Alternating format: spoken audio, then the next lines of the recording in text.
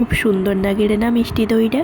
এটা কিন্তু ঘরে বসা মিষ্টি দই, খাইতে দারুণ লাগে। তাছাড়া এই গরমে মিষ্টি দই যদি ঠান্ডা ঠান্ডা হয় সত্যি কিন্তু খুব ভালো লাগে। খুব সহজ উপায়ে কয়েকটা উপকরণ দেখি চটজলদি ঘরে এই মিষ্টি দইটা বানাই নি পারবো। চলো আজকে মিষ্টি দই রেসিপিটা আমি তোমার কাছ থেকে শেয়ার করতো। নমস্কার বন্ধু বেনে, তোমার সব লোক কেমন আছো? মুই অনুপমা আর গোটাই নোয়া রেসিপি সব লোককে স্বাগত জানানো। গ্যাস ধরেই নিছ, গ্যাস ধরে কি কড়াইটা বসেই নিছ আর এটি 2 চামচ চিনি কড়াইয়ে দিছ। মুই এটি মিষ্টি দইয়ের বানাইবার দুশো গরুর দুধ নিছ হাফ লিটার, আর হাফ লিটার নিছ মুই আমুলের লিকুইড দুধটা। আর এটা যেটা বানাওড়ো ক্যারামেল বানাওড়ো, মিষ্টি দইয়ের যে কালারটা লাল হয় সেই কালারটা করার দুশো। দেখতে খুব সুন্দর লাগে আর খাইতেও খুব সুন্দর লাগে। এই ক্যারামেলটা বানাইবার দুশো 2 চামচ চিনিকে সুন্দরভাবে ফুটিয়ে দিয়ে আমি ক্যারামেল বানাই নেওয়ারও। আর হালকা জালটা দিছ, আমি জোর জাল দিকে বানাইনি কেন পুড়িয়ে নে দেখতে ভালো লাগেনি। অল্প এঠে জল দিছ ক্যারামেলটা হয়ে যাওয়ার পরে। আর এঠে আমি দিয়ে দেওয়ারও গরুর দুধটা 500 এঠে গরুর দুধ দিছ। দুধটা সঙ্গে ভালাকি ক্যারামেলটাকে মিশিয়ে নেওয়ারও। ভালাকি মিশিয়ে নেওয়ার পরে মুই যে হাফ লিটার নিছ এঠে লিকুইড আমুলের দুধটা দিকে মুই এঠে ভালাকিটিকে নাড়ি চাড়ি নেব। অনবরত হালকা হালকা কিটিকে নাড়াইতে রইতে হবে।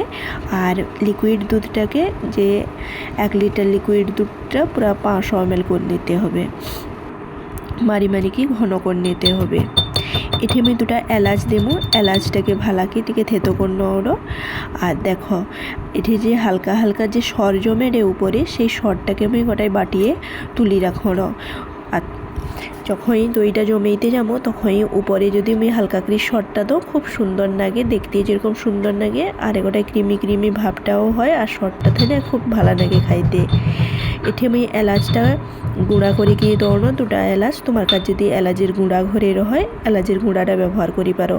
আর যার মানকার এলাচের গন্ধটা ভালো লাগে নি দহির সঙ্গে তেনে তোমার কার নাই দি পারো এলাচের। তবে মোর খুব ভালো লাগে বলে কি এলাচের গন্ধটা মুই এঠে এলাচটা ব্যবহার করছো। দি ভালো করে মিশিয়ে নিছ। এরপর মুই এঠে দৌড়ো আমুলের যে গুঁড়া আমুলটা আছে গুঁড়া আমুলটা আমি দৌড়ো। এটা 10 টাকা দামের প্যাকেটটা আমি ব্যবহার করছো, তোমার কার এঠে কম বেশি করি পারো। আর এঠে আমি চিনি দৌড়ো, চিনিটা এঠে 50 গ্রামের অল্প বেশি আছে। তো তোমার কাছে যে যেরকম মিষ্টি খাও সেরকমভাবে দিব। তবে খুব মিষ্টি দিনে কিন্তু ভালো লাগে নি আর দইটা খুব জমতেও খুঁজে নি। আর এঠে আমি টক দইটা ব্যবহার করতাম, দইটা জমেবার দুশো। তবে মিষ্টিটা যে যার পরিমাণ যেরকম দিব মুই এঠে মোর পরিমাণ মতন মিষ্টিটা দিছ। আর খুব বেশি মিষ্টি দিনে কিন্তু ভালো লাগে নি। আর মিষ্টি মিষ্টি হালকা রইবে, হালকা টক টক রইবে, দইটা খুব ভালো লাগে। এরপর মুই 100 গ্রাম টক দই করে ছাঁকনি দেখি জল ঝরিয়ে নিছ। তারপর ভালো করে এঠে ফেটেই নেওয়ারো দইটাকে, টক দইটাকে। এরপর মুই দুধের সঙ্গে মিশিয়ে দেওয়ারো আর আঁচ বন্ধ করে দিছ। উষ্ণ গরম অবস্থায় দুধটাকে মিশাইতে হবে, একদম হুদহুদিয়া গরম রহিবে যে সময় সে সময় মিশাইব নি। উষ্ণ গরম রহিবে, হালকা ঠান্ডা হইবে দুধটা, সে সময় ভালো কি সুন্দরভাবে মিশিয়ে নিতে হবে। টক দইটাকে খুব সুন্দরভাবে মিশিয়ে নিছ। আর দইটা জমাইবার সময় এঠে 3টা বাটি নিছ। আমি এঠে মাটির বাটিটা ব্যবহার করতাম, তোমার কাছে চাইলে টিফিন বক্সও ব্যবহার করি পারো। স্টিলের যে টিফিন বক্সটা হয় রে টিফিন বক্সও ব্যবহার করি পারো। তো স্টিলের মুই এঠে মাটির বাটির গায়ে টক দইটাকে সুন্দর করে মাখাই নিছ। তারপর এঠে আমি দুধটাকে ভর্তি করে দেওয়ানো, সবগা বাটিয়ে সুন্দরভাবে ভর্তি করে দেওয়ানো। আর তোমার কাছে যদি মাটির বাটি নাই রহয়ও তোমার কাছে চাইলে স্টিলের টিফিন বক্সটা দেখি সুন্দরভাবে জমাই পারো। মোর অনেকটা দুধ অধিক রহিয়েছিলা, তো সেটাই মুই স্টিলের টিফিন বক্স দেখি জমাইমু আর 3টা বাটি ভর্তি করে নিছ।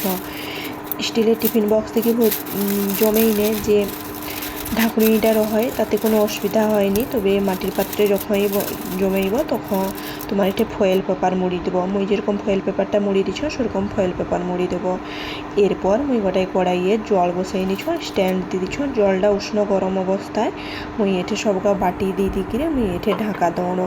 প্রায় 10 মিনিট ভাপেই নেবো বাটিটা দিকে সুন্দর কি ঢাকা দিকে মুই 10 মিনিট এঠে ভাপেই নিছ। খুব সুন্দরভাবে 10 মিনিট ভাপে নেওয়ার পরে কিন্তু প্রায় দইটা জমিয়ে আয়। আর তারপর 1 ঘন্টা পুরো ফ্রিজে রাখি কি তোমার মানে সার্ভ করব। দইটা খাইতে তো দারুণ আগে আর খুব সুন্দর জমে দিয়ে দেখি কি নিশ্চয়ই বুঝি পারতো খুব কম সময়ের মধ্যে অল্প কয়েকটা উপকরণ দেখি চটজলদি মিষ্টি দই কীভাবে বানিয়ে নেওয়া হয় করে। আর দেখি কি কেমন লাগে এটা দইটা অবশ্যই কিন্তু তোমার মানে কমেন্ট করে কি জানাইতে ভুলবো নি। চলো দইটাকে কাটি কিরমি দেখালো কতটা সুন্দর জমিছে, একদম জল জমেনি দেখি নিশ্চয়ই বুঝি পাওয়া। আর কতটা একদম গাঢ়ভাবে একদম শক্তভাবে দইটা জমিছে। মুই কিন্তু দইয়ের লোভটা সময় পারিনি, মুই এঠে ফ্রিজে রাখিনি মুই খাওয়ানো আর বাকিটা ফ্রিজে তুলি নেবো। রেসিপিটা যদি তোমার ভালো লাগে লাইক কমেন্ট করবো। আজকে পর্যন্ত টাটা।